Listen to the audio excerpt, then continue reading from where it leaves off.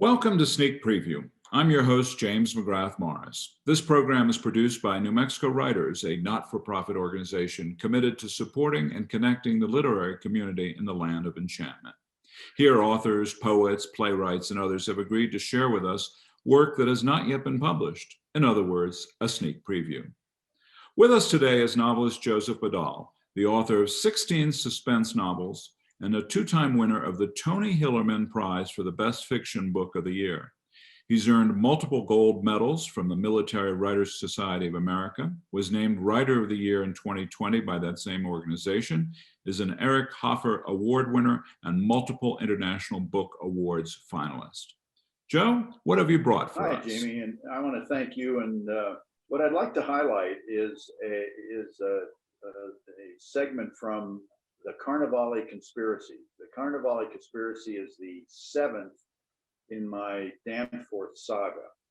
And I'm sure you recall that Bob Danforth was an officer, a senior officer with the Central Intelligence Agency in charge of special operations. He is now in his early 70s. He's retired, and he and his wife, Liz, have taken a vacation of a lifetime, and they are now in Venice during Carnivale. And so with that introduction, I'd like to read a part of that book. And what has happened is that Bob, with his typical CIA paranoia, keeps thinking that he is seeing a character that keeps seeing in his mind, keeps popping up. He thinks the guy's following him. Liz has finally had enough. She thinks she's tired of him seeing ghosts behind bushes, and they get in a tiff, and she takes off. So I'll begin the reading from that point. Bob watched Liz stride away, her sandals slapping the concrete corridor. When she reached the entrance, turned right, and disappeared, he stood and whispered, "I was just trying to protect this." But then he thought, from what? Liz is probably right. I'm imagining things again. He thought about rushing to catch up with her, but decided it would be best to leave her on her own for a while. After departing the Arsenale, he meandered around Venice, crossing bridges over canals and passing stores, restaurants, residences, and historic buildings. He stopped at a store and bought a hand-carved cane with a large pine cone-shaped knob handle for Liz's collection, a peace offering. He bought a bottle of water at a kiosk 20 yards from the cane store and continued his disjointed wanderings through the alleys and lanes of Venice, paying no attention to where he was, as his mind worked on the man he'd repeatedly thought he'd seen. After an hour, he found himself on one side of a small square outside the Hotel La Residenza. The lane he'd come in on seemed to continue for a block or so, but he couldn't tell if it dead-ended or turned. According to his internal compass, it didn't look like it went in the direction of San Marco Piazza, where he needed to catch the water taxi back to their hotel. There was what appeared to be a museum on the left side of the square, but dense purplish black clouds had come up suddenly and turned the square midnight dark, even though it was only afternoon. It was impossible to read the sign on the building from where he stood. There appeared to be an exit from the square on the far right side, but he couldn't be certain. A few paces away was the opening to an alley. He walked to the top of it, but because of the cloud cover, couldn't make out anything beyond 10 yards. Again, it didn't seem to go off in the direction he needed. He did a slow 360-degree turn, but couldn't spot any exits to the square that would take him in the direction of San Marco. The little square was dominated by 2 to 4-story cheek-to-jowl buildings that Bob guessed were probably apartments. The only exceptions to the residential buildings were the hotel, the museum, and 2 retail stores, a small cafe and a nondescript shop of some sort. He seemed to be alone. Hiding inside, he thought. At least they have the sense to get out of the weather that's surely coming. When he completed a full turn, he realized he would have to backtrack until he found a street that would access San Marco Piazza. He placed the plastic water bottle and the cane under one arm, took a map of Venice from a jacket pocket, and moved under a light on the hotel's corner. He tried to find his location on the map without success. He looked up to see if he could spot a landmark, but again, it was too dark, and he was too close to the surrounding buildings to see anything beyond their roofs. He squinted up at the hotel to see if the street name was on the building's facade. But before he could read the name in the muted light, he thought he saw shadowy movement in his peripheral vision in the alley to his left. He jerked his gaze and glanced down the alley as he instinctively stepped to his right behind the cover of the building.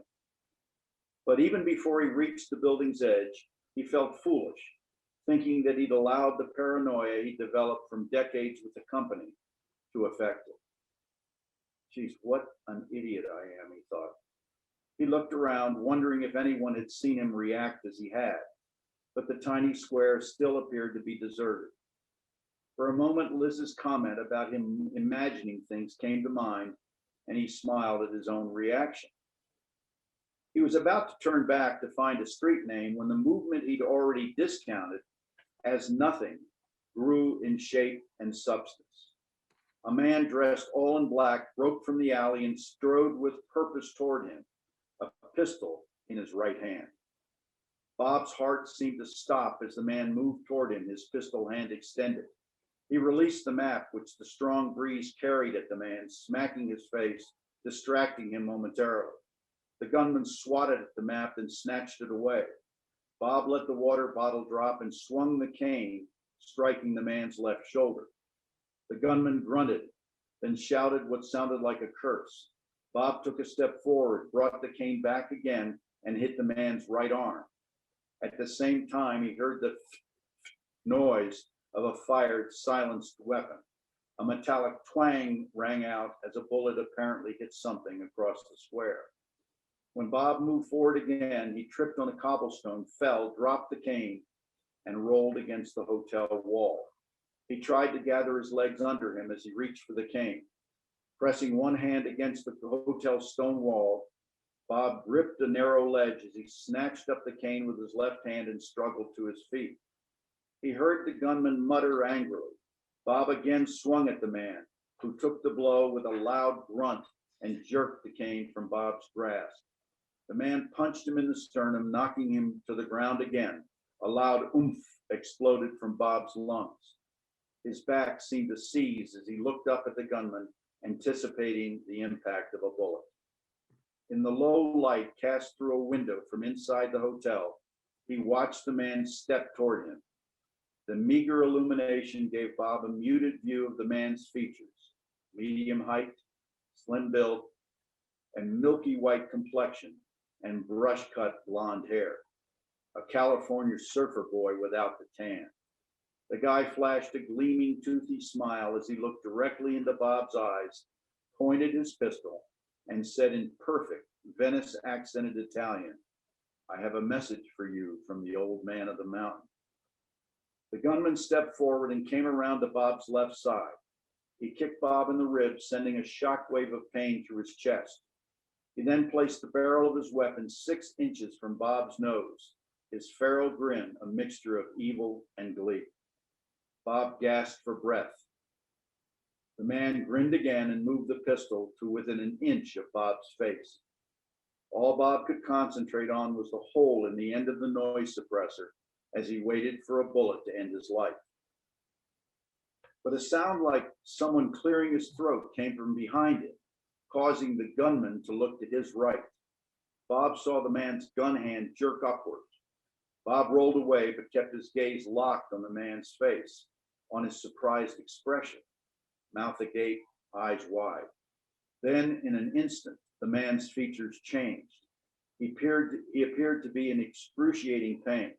A loud groan escaped his throat, then gurgling sounds as he crashed backward onto the stone pathway. The gunman writhed as blood poured from his mouth and from around a large knife embedded in his throat. His lungs now working, but his ribs, chest, and back hot with pain. Bob got to his knees, then fought to stand. His body trembled with adrenaline as he tried to make sense of what had just happened. "Are you all right?" a man asked. Bob spun around and stared open-mouthed at a tall man with a port wine birthmark on his left cheek. "You," Bob exclaimed as his heart clenched. "I suggest you step aside," the tall man said as he pulled the knife from the gunman's throat. He waited for Bob to back up a few steps, moved behind the writhing gunman, and sliced the blade across the man's throat, severing his jugular vein and carotid artery on the right side of his neck. Arterial blood sprayed the cobblestones. The man wiped the knife on the gunman's jacket and retracted the blade. After returning the knife to his pocket, he took Bob's arm. "I think it would be a very good idea if we left here." "Who the hell are you?" Bob asked in a half-strangled voice. "Later," the man said, as he grabbed Bob's arm and moved toward the lane by which Bob had entered this little square. Freeing himself from the man's grip, Bob picked up the cane, the map, and the water bottle, looked at the wall where he'd taken refuge, and wondered about any prints he might have left there. "We have to go," the tall man said, urgency in his voice. Bob nodded. As he turned toward his rescuer, he glanced up and finally saw the street name overhead. Calle della Morte. Street of the Dead, Bob muttered. Perfect. Terrific. Kept you right on the edge of the seat. Venice, what attracted you to put this scene in Venice? Well, my wife and I were on vacation there a few years ago, and I thought, boy, what a great venue for a story. And I had recently read something about the Sasayun, which was an assassination cult in Persia in the 11th, 12th century, run by somebody called the Old Man of the Mountain. So what I've done is resurrect the Sasayun and the Old Man of the Mountain and put him in Venice during a NATO conference. Terrific. Well, it's going to be an exciting book. Thanks for being with us today, Joe. Tune in again soon for another installment of Sneak Preview. And even better, you can subscribe to our YouTube channel. It's called New Mexico Writers Videos. To learn more about New Mexico Writers, visit our website, nmwriters.org.